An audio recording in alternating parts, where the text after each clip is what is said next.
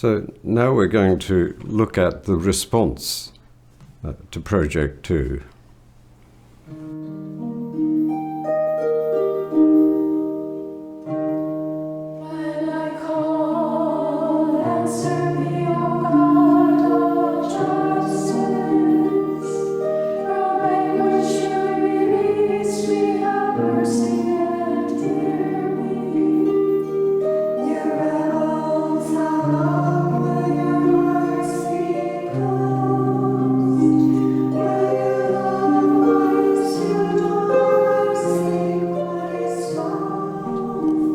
Many in the order, and as Bernard Johnson kept telling us, notably the African region, were delighted with Project 2. But the evaluation group found some fundamental flaws and asked for a substantial reworking, which was charitable language for chuck it out. It's no good. It didn't need just minor adjustments. The whole concept of it needed to be rethought.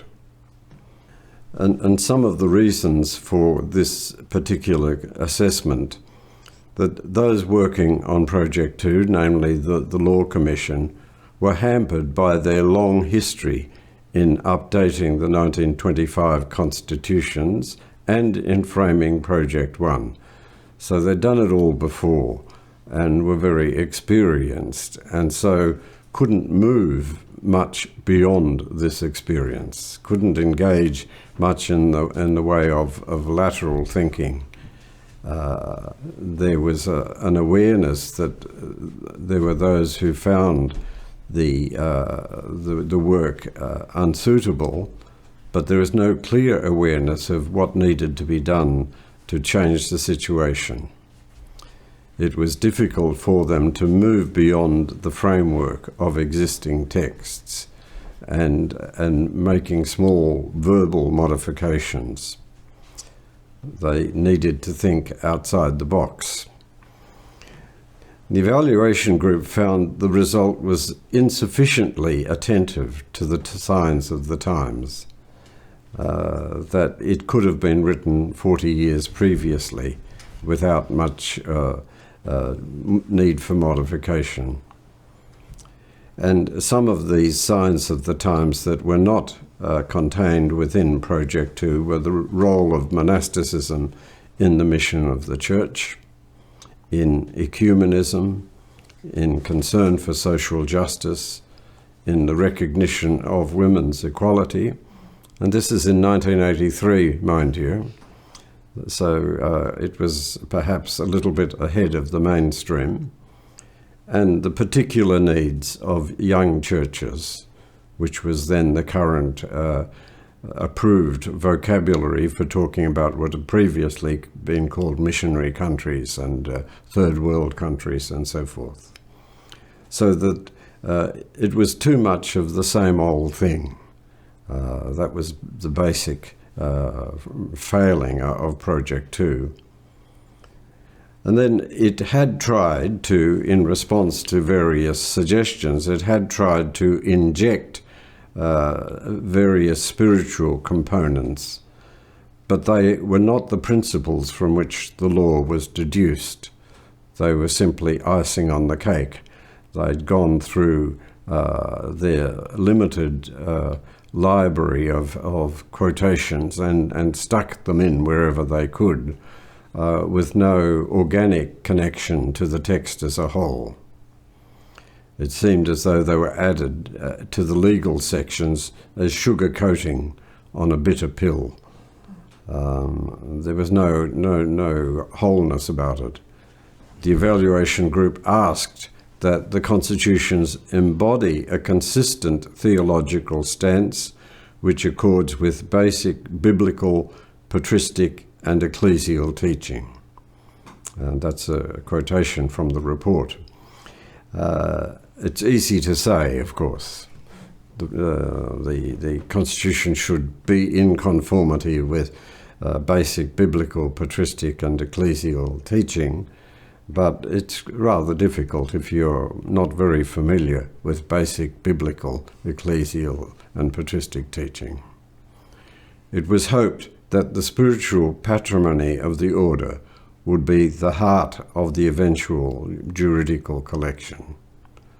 To note that from the very beginning we have a juridical history, and that juridical history was intimately connected with the evolution of the ideals of our order, and this should be the heart of any new constitutions that we endeavour to create. The Law Commission's dedication to consulting the order gave rise to a mountain of divergent suggestions. Now, consultation is a very good thing, but in some way, if you want to get a useful material from the consultation, it has to be channeled. If it's too far wide open, you get suggestions coming from all four corners of the spectrum, as it were, coming from all over the place, and it's very difficult to try to combine these into any single voice. The admirable attempt to incorporate as many as possible into the draft diminished the homogeneity of the final text. It looked like bits and pieces had been stuck in. Somebody had suggested this, add this, take away that. Often the directives issuing from the general chapter were not too much help. It was asked whether the new text should not perhaps try to lead rather than to follow, try to give a direction rather than to conform itself to all these contrary suggestions. And you're all aware, of course, of the definition of a camel, as a horse designed by a committee. Well, this is a bit how Project 2 appeared to the evaluation group. Yes, it was laudable to seek as many opinions and suggestions as possible, but a time comes when you have to plot a course that has its own integrity, has its own unity, and this won't necessarily respond to all the suggestions that have been made. It's a question of plotting a course and having something about which to initiate a dialogue. So that was in January 1983. That was the report of the evaluation group. It was received with chilly politeness by the Law Commission, but it was sent to the next meeting of the Central Commission, which was then called the Concilium Generale, which was in September 1983. And because the chapter that was supposed to promulgate the constitutions was due in 1984, people were saying, we better get a hurry on. We better start doing something, which is, of course, contrary to the spirit of the order. The Concilium Generale met in Torbets in September 1983. And it decided on a new project to be ready by January 1984. So it not only wanted a Project 3, it had a timeline. In other words, whoever was the victim soul to compose this project would have to finish it within 3 months. And it would be discussed by the Holyoke chapter in the following May. And with near unanimity, the Concilium Generale voted the following mandate. Before the next chapter, a third project for the constitutions will be drawn up and submitted for study. So time to start, not only to draw it up, but to submit it to study. Unlike Project 1, which you remember was submitted to the general chapter, but there was no time to study it beforehand. So this needs to be finished by January 1984. The plan of this project may take inspiration from suggestions made for improving the plan of Project 2. This is a subtle language, meaning the suggestions of the evaluation group need to be taken into consideration, although it may take inspiration. Number 3, the harmonizing of the juridical and spiritual elements should take its inspiration from the new Code of Canon Law, which does this, as we've seen, fairly well. Inspiration should also be taken from Project 2, but tending to a greater sobriety and theological depth. That was a charitable addition, trying to stress its continuity with Project 2, because certain members of the Concilium Generale had been involved in the manufacture of Project 2. When it seems opportune, the spiritual element can be condensed into a brief, incisive text, which the general chapter can decide either to include among the numbered paragraphs or as an introduction. That was pretty well neglected, but it's one of the techniques that is used in the Code of Canon Law. The spiritual element should express a theology that is universally acceptable, preferably by textual allusions to sacred scripture, to the rule, to the Cistercian patrimony, and to the documents of Vatican II. So it's asking for an updated spirituality, as it were. Where sufficient consensus in the order has not yet been reached, and where different interpretations remain, the text should be sufficiently restrained and open so as to permit further evolution. So you're beginning to see that they've got some idea of what's involved, of the issues involved, or the problems and difficulties involved in arriving at a constitutional text which a gang of about 80 abbots could possibly agree on, and then submit to the abbesses to have them agree on as well. So they were beginning to become aware that there was a bit of a challenge involved here. For a certain number of points, no text will be prepared in Project 3, but rather a working paper will be drawn up which will offer 2 or more possibilities for expressing the different positions held in the order. So this concerns Cistercian life and the choral office, which is the old question of the lay brothers. Does everybody have to assist in all the hours and so forth? The duration of the abbatial office, procedure at abbatial elections, collegiality, and the application of Canons 686 and 688. So these were withdrawn from the mandate given to the author of Project 3. They were called hot points, and they were to be given independent discussion, independent treatment by certain people who were regarded as experts in the area. Insofar as possible, Project 3 will be written in Latin, or at least translated into Latin. In the event, it was translated into Latin. And finally, that was it. It designated somebody to do that. And that somebody happened to be me. I was at Farnborough Abbey in England. In 1983, I gave a tour of many monasteries, Benedictine and Cistercian monasteries in the English-speaking world. I'd finished the monasteries in the United States and had just crossed over into England. And I was at the Benedictine Abbey of Farnborough, and somebody waddled down during breakfast one morning and said, "There's a phone call for you," which I thought was instantly somebody had died at home or some bad news. But it turned out to be Bernard Johnson telling me that I had 3 or 4 weeks to write the constitutions.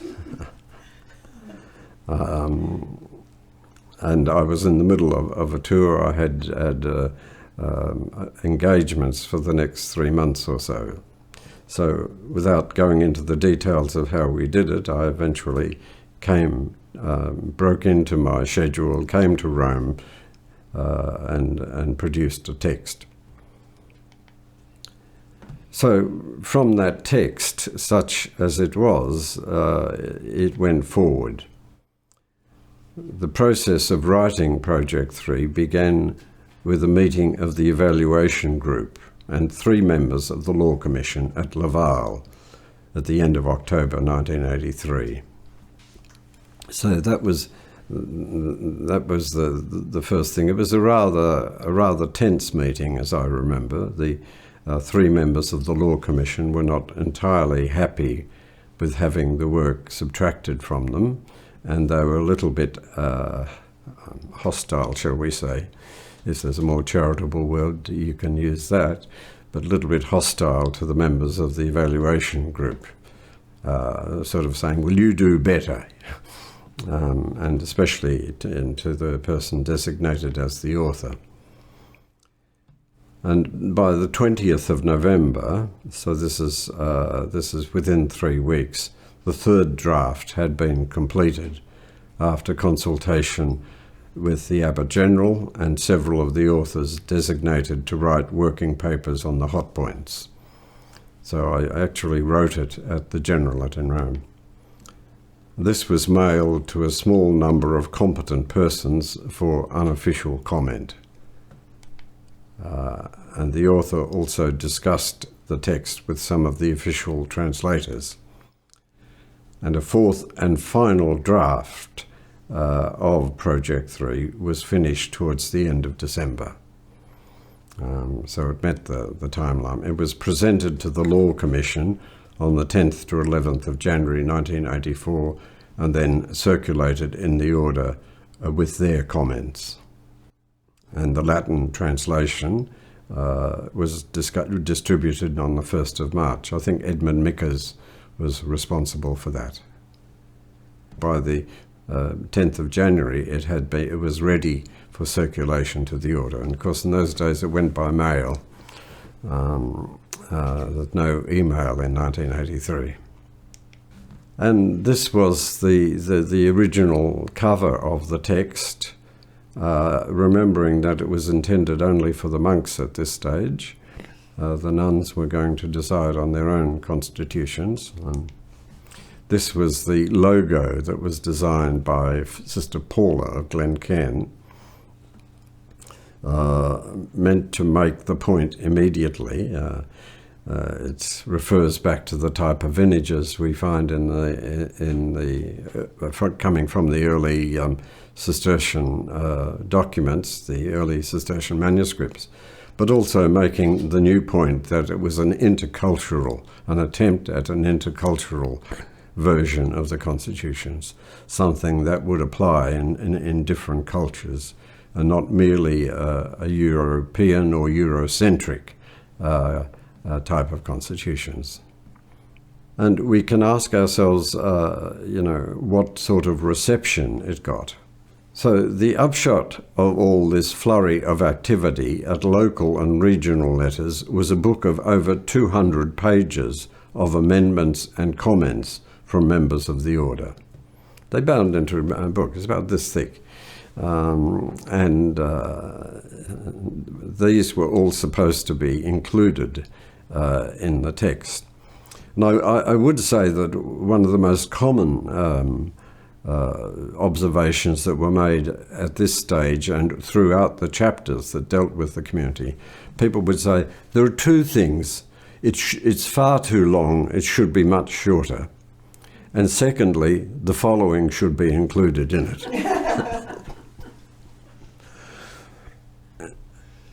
Trying to meet the expectations of people who hadn't worked at the coalface was sometimes quite difficult.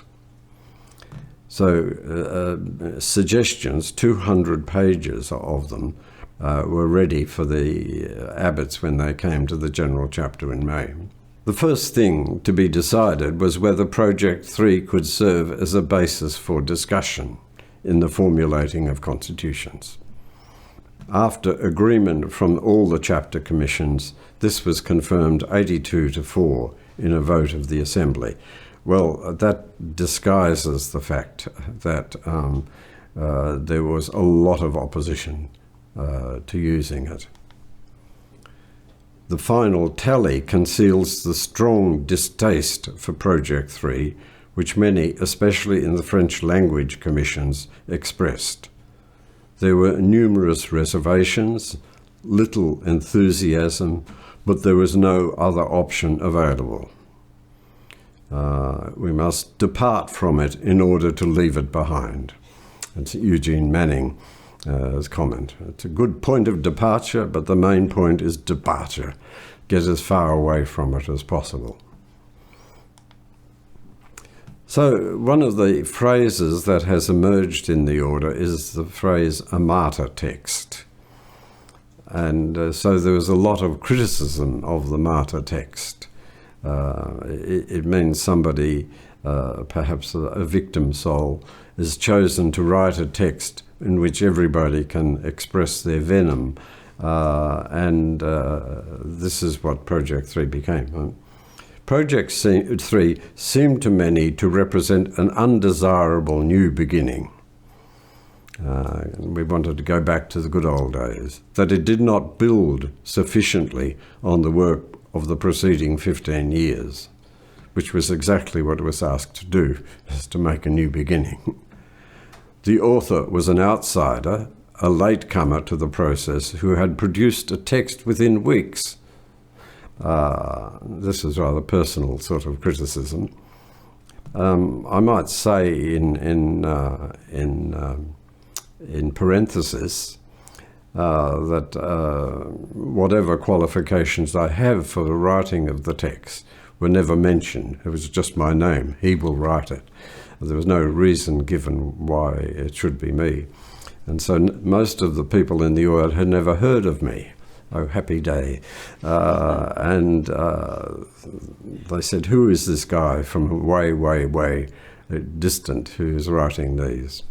And so the criticisms were, it's not inspired by the rule of Benedict, whatever that means. It's too vague.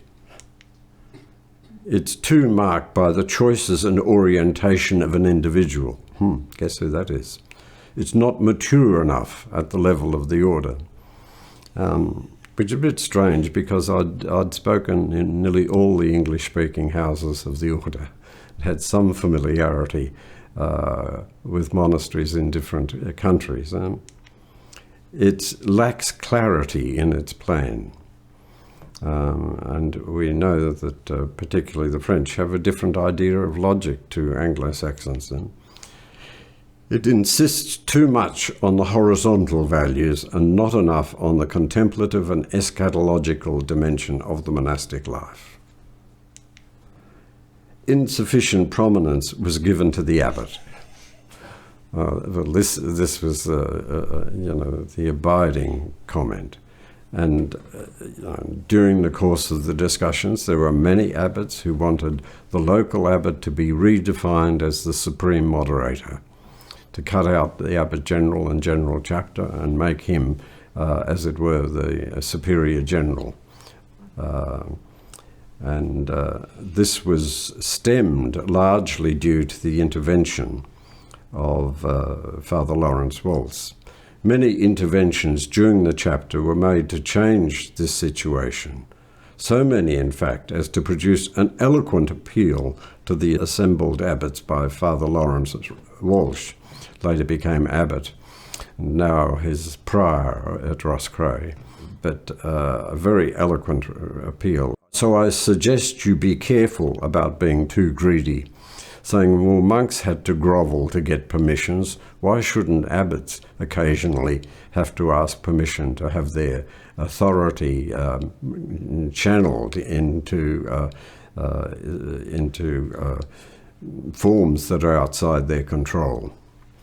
It probably changed many of the more pastorally minded abbots. It influenced them and changed the direction of the chapter, I think. It was certainly a passionate address, And because of that, it stunned the chapter, I think you'd have to say, in my memory of it. At any rate, Project 3 got through with near unanimity, but it wasn't a real unanimity. There was a lot of hesitation, a lot of doubts, a lot of criticism, which would come to the surface when a more detailed examination of the text would follow. And we'll leave that till the next section.